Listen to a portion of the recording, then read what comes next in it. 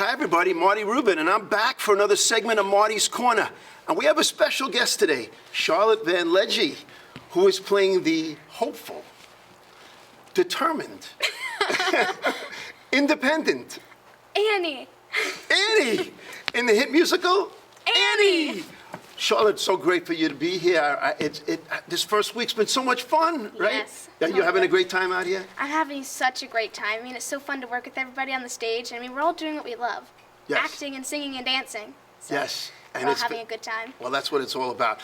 Where did you grow up and how old are you, if I can ask? I'm 13 years old, and I grew up in New Hampshire, and I still live in New Hampshire, but I have family down in Long Island. Ah, all right. So you're spending the holidays Yes, on Long I'm having Island. a Long Island Christmas. Yes, yes. And is it New Hampshire where you caught the acting bug? I did. Yes. Well, actually, I caught it in Maine. I caught the acting Okay. bug in Maine at a Guncoat Playhouse. I did a workshop there for Sound of Music, and then Oh, I got okay. the part of Brigitte, and then that's when I started all my acting. That's a great show to be Yes, in for totally. that. Oh my God. When you heard you were getting the part of Annie, did you go back to the Broadway show or the movie and see how Andrea McArdle or Eileen Quinn portrayed the role? Well, whenever I have a role that I know has been done many times, I always do research. So you can ask me any questions about all the past Annies, and I know them all. There's Andrea McArdle, there's Allison Smith, there's Yes. Aileen Quinn. They all start with A's. Yes. That's funny. Yeah, A's. A for Annie. A for Annie. But you're not A though. But you know. It's fine, whatever. But I like to see how they all portray the character differently, and I kind of like study it. Yeah. And just try and portray that too. Yes. I mean, you're in almost every scene in the show. That's I true. mean, how does somebody so young, handle that kind of responsibility? Well, you kind of run on fumes and like adrenaline and like excitement, and also sugar. Ah, okay. So All right. all the orphans run off sugar. Okay. It's a all very right. it's very small dressing room. So there's we're all- some special food that you and the orphans will eat beforehand? I mean, there's Skittles, there's M&Ms. I can't eat M&Ms, but all the orphans like M&Ms. But all right. I run off Starbucks. That's a very good one. Oh, okay. Caffeine. That'll give you plenty of energy. Yes. Oh yeah, nice. When you're out here and you're feeling the energy of the crowd, and you're singing one of your big numbers, and maybe you might have family here. Do you have family coming in from New Hampshire or? Well, my dad and my sister came in for Nice. opening night. Right. What does that do for you, for the adrenaline, when you hear the response from the audience and they love what you're doing out here? I mean, you hear from like the first big like gasp when like Pepper and July start fighting, and when Annie comes in and all the jokes that get all the laughs and stuff. Right. And I mean, it really, all the actors on stage, I think we can all agree that we feed off the audience's energy. Yes. So if it's like an audience that's really in with the story and like paying attention, and I think that all the actors really do rely on the audience to Yes. get like a good show in. Yes, And I yes. think the opening, that's like guaranteed. You always have a good audience for opening. Yes. It was so much fun. I mean, everybody was so Yes, pumped up for that. into it. Yes. You have for 13 years old, you have a lot of poise out here. Thank I mean, you. Yes, you do. I mean, you have a beautiful voice. You're like a little pro out here. You're really good. But I think what sets you apart is you do the little things really, really well. Thank Okay? you. And I'll give you, for instance, when you're doing a scene with Robert Gallagher, who's playing Yes. Daddy Warbucks, and he's a pro's pro. I mean, Totally. he is Daddy Warbucks. But the little expressions that you do, like, oh, gee, Aw, gee. Oh, there it is. There it is. I mean, I'm wrapped around your little finger with your oh, gee. One more oh, gee. Aw, gee. Oh, that's great. That's great. But that helps him feel, you could see that he cares for you, and it, just that expression, although when you make those sweet faces at him, and it's the same thing with the orphans. I mean, like when you're with the orphans, in the scenes, you could see they look up to you as Annie, but I could tell they look up to you off stage also. That connection, is that something that came natural to you, or did you have to work at that? Well, I came from the dance world. I've always been a competitive dancer, specifically in ballet. Yes. And I noticed that one of the things that the judges would always tell me in my critiques is that I had very good artistry, and I think that that's what prompted my mom to put me in an acting workshop and see if I would get the part in Sound of Music. And I think that it's always the little things that really matter. It's not just the big songs that you do, how well you can perform them. It's how much you can connect with the audience and connect with the character that you're playing. Yes. Because you may not want to do something. You may not want to say aw, gee a certain way or look at Warbucks in like a loving way, but your character wants you to do that. That's right. And I think that that's always so powerful and meaningful when you really do those little things. Yes, and you do them so well. Thank you. You do. So, as a Marty's Corner fan, you know there's a sports reference coming, whether you're into sports or not. Okay, so are you ready, Charlotte?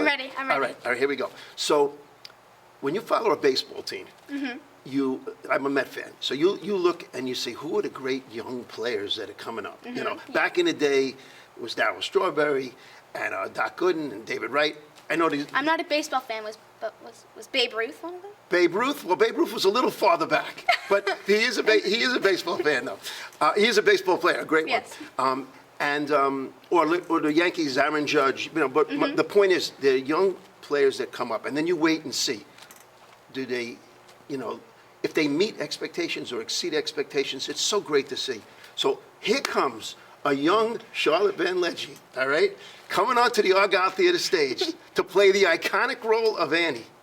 And I'm here to tell you that you are the real deal and you are exceeding expectations. Thank you. Yes. So what was the hardest skills for you to learn to play Annie?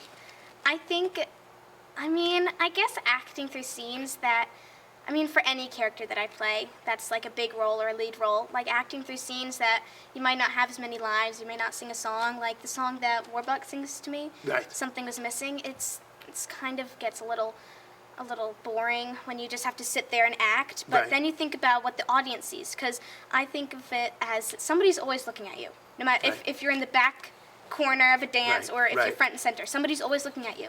And so you always want to make sure that you're acting, connecting with the people on stage. Yes, you're nailing that. It's so important. And it's not even just you, it's the ensemble. Everybody, it's the same thing in sports. They're all connected to the story. Right. The superstars get the acclaim, but it's the people in the, that fill out the team that really do it. You really can't have Annie without the ensemble or anybody like Hooverville. That's all like ensemble people, and that really pulls the story together to show how people are living in the Depression. Yes, it's good. How, when you started out, did you have stage fright when you were young? And if you did, how did you get past it? I would always feel a little nauseous before I went on stage. My first dance competition, it was during COVID, so I wore a mask. It was a nude mask, and I just had to tell the story with my eyes, and I was really nervous because I wasn't sure because it was too, and at last I see the light from Tangled, and I wasn't sure if I'd be able to get the story across, but I think I did, and it just what was the question again? Well, just what you mentioned about being nauseous, and actually, I could really relate to that because I played baseball in college, and before the game, I would get nauseous? I would, you would get that feeling, the butterflies. I'll call them butterflies, and you're like, oh my.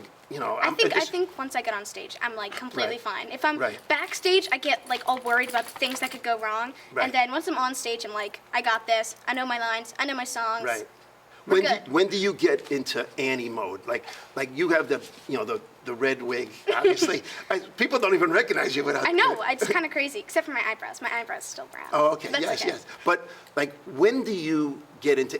We have a show coming up in a couple of hours. When do you back here get into Annie mode? Well, I think it's always important, like during dance competitions and before shows, that you get in what like my family would call the zone, where you're not like totally feeding into all like the antics and the excitement, but you're just getting into like a zone where you're like, I got this. I know that I can do it, and I've got the wig on. I've got my costume on. Got my shoes. Got my socks. Got all my props set. Got my locket, and I think that it's really important that I get into that zone, because if I don't, then I can be like frantic and be like thinking about other things. And so I just need to like focus on my job. Yes. Well, you do it beautifully.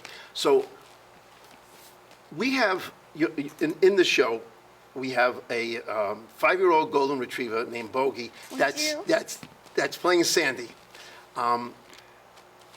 He's so much fun. Did you ever work with a dog or an animal before in a show? I did Annie once before this, and the dog that I worked with, her name is Callie. She kind of looks similar to Bogey, just like a titch darker. Right. But she was a very good dog. Right. And I really can't compare the two. They're dogs. I mean, come Right. on. Who Yeah. doesn't love a dog on stage? I mean, it's like the dream song. I love singing Tomorrow, and I love fluffy and cute dogs. Oh my so God. it's like totally like the Well, ultimate. we have an actor backstage that wants to come out and say hello to you. Really? Yes. So can we please have our friend Come Bogey come out? Oh, look Sit, at him sit, here, sit. Bogey. Sit. Good boy. Oh, what, he is a crowd favorite, Bogey. Everybody loves him. Oh my God! When did you know that? Oh, the chemistry's there with Bogey. Well, he just smelled my treats, but Yeah. he's a good dog. Once we had the first preview, and I called over Sandy, and everybody started applauding for him. I Yes. was like, this doggy is it. It's gonna work. And it's kind of funny because dogs don't really know that, like, I'm not sure if he's like aware that he's in this big show. Right. And he's like doing this in front of an audience, and he's Yes. basically acting. Yes. He's such a sweetheart. I mean, look at him, but look at that I have to face. tell you that I mentioned earlier you have a beautiful voice. Thank okay? you. And one of my favorite scenes is when you sing Tomorrow. Annie sings Tomorrow to Sandy. Sit. Would you give the fans a little sneak peek of what that looks like? Of course. Come here. When I'm stuck with a day that's gray and lonely, I just stick up my chin and grin and say, oh, the sun'll come out tomorrow, so you gotta hang on till tomorrow. Come what may, tomorrow, I love you tomorrow, you're always a day away.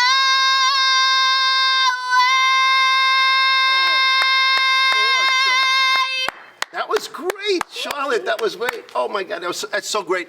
If you want to come out and see Charlotte and Bogey and the rest of this super talented cast, then come on out. We're playing straight through to January 4th, and we can't wait to see you at the Argyle Theater.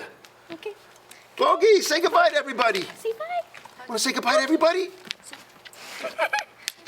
Oh yeah, Bogey.